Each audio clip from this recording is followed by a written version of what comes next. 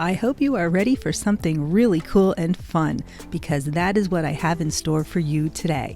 I'm going to show you how to do something neat with thin copper sheet and a die cutting machine.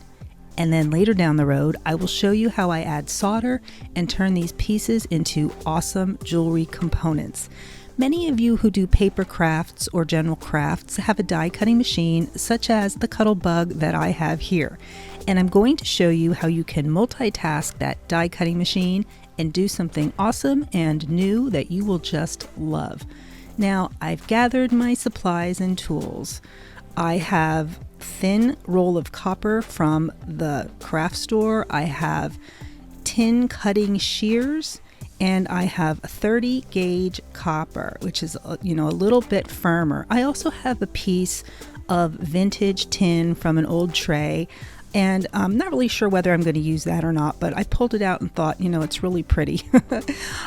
So you're going to use tin snips, and you might want to use gloves when you're working with the copper, because if you're not used to it, you have to be careful because there are sharp corners and I don't want you to cut yourself.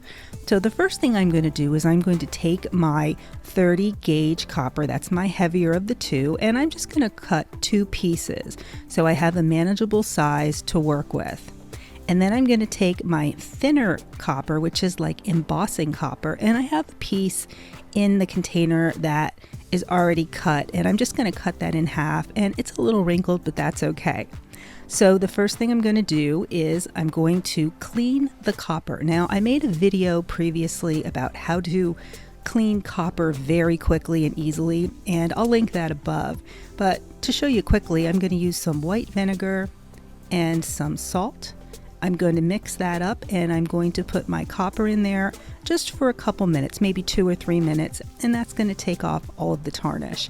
And it's a very, safe, eco-friendly way to clean, and it works great. So once those are finished, I'm going to come back, and then I'm going to take them and I'm going to rinse them under some clean water and dry them off. And then I will do the same thing with the thinner copper sheet.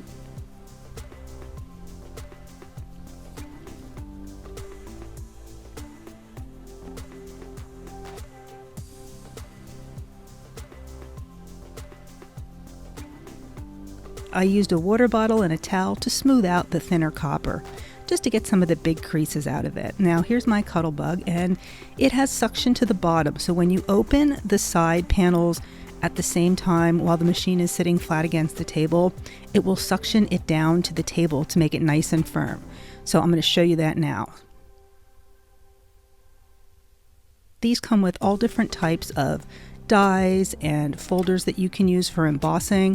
And if you don't know how this works, it basically, you make a sandwich with these plastic plates and you put your metal in either these folders for embossing, like that one, and you roll it right through. The first one I'm going to do looks kind of like branches, and I'm using a piece of the thinner copper for this one. And I'm going to use the big white plate on the bottom, that's the A plate, and then I'm going to use one of the clear B plates, and then I'll put my embossing folder with the copper on top of that, and one more of the thin B plates on top. So each of these machines has a specific way that you need to sandwich them together, and that's due to the thickness of the material that you're using. Now these are made for cutting cardstock, cutting paper arts. So with metal, you may have to adjust it a little bit. You do not want to force anything through your machine because you don't want to break it. But you can also, use like little pieces of cardboard if you need to fill some space. Now, here's the first piece, and look at how beautiful that is. Now, that was the very thin foil, and because of the pressure, it's still very pliable, but it is a bit firmer. Now I'm going to use this other floral folder, and I'm aiming for that flower design in the center, and I'm going to use the thicker 30 gauge copper piece for this, and we're going to see how this embosses. Now this is a lot firmer, and I'm not really sure how it's going to turn out, but we're going to give it a shot. So just like the first time, I'm going to sandwich it the same way with the A plate, and then I'm going to use the clear B plate, the folder with the metal, and then another clear B plate on top. Once I have that all set, I'm going to hold them together and put them carefully through the machine and turn the crank. This was a little bit tougher to get through. I had to hold it down a bit. I don't think I had it suctioned to the table quite right, but it did go through just fine.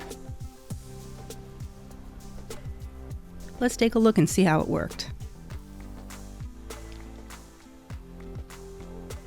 Wow, that's amazing. To think that that embossed that heavy copper, that's great. Now it's not really super heavy copper. Like I said, it's only 30 gauge, but it's a great stiffness and it's really nice for jewelry.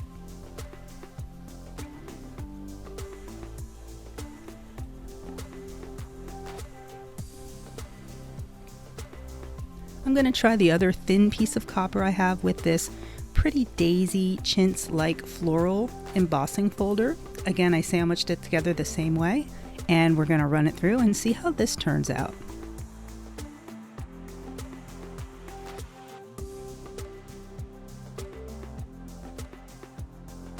Wow, that looks great. It made a really interesting pattern around where it pulled the metal around the daisies. I really like that. It almost looks like a leaf pattern in between the flowers. Now for my other piece of copper, my camera went off and I used one of the cutting dies the same way, but instead of using the embossing folder, I used the butterfly die, and I ran that through and it cut, but it didn't separate completely from the metal. So I used my fingers to bend it back and forth, and then a pair of pliers just to pull that last little piece off. And I'm going to put this in an embossing folder as well. And I have an Art Deco kind of a floral design, and check that out. That turned out really cool. That's going to be an amazing piece of jewelry by the time I'm finished. I found one more folder that I really liked, so I cut another large sized piece of the thin copper, and I gave that a quick clean as well. Into the salt and vinegar, washed it off. Now I'm going to place it into the folder, sandwich it up, and put it through the machine.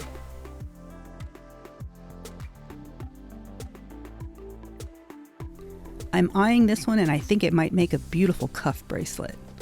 Isn't that pretty? Now there's extra around the edges, so I'm going to use my tin snips and very carefully trim some of that extra off and go around the corners and get off any of those sharp points by rounding the corners and, you know, getting off any burrs. And you can also use a file if you have any sharp points that you need to get rid of. So I hope you like this video. That is our amazing trick. And in the next video, I'm going to show you how we're going to turn these into amazing pieces of jewelry. You don't want to miss that. And I have that coming right up. And we're going to start with that butterfly. And you're going to be really surprised when you see what I do with it. Thanks for watching. I hope you enjoyed this video. If you do, give it a thumbs up. And I make a new video for you every Friday, so be sure to check back. I'll see you next time.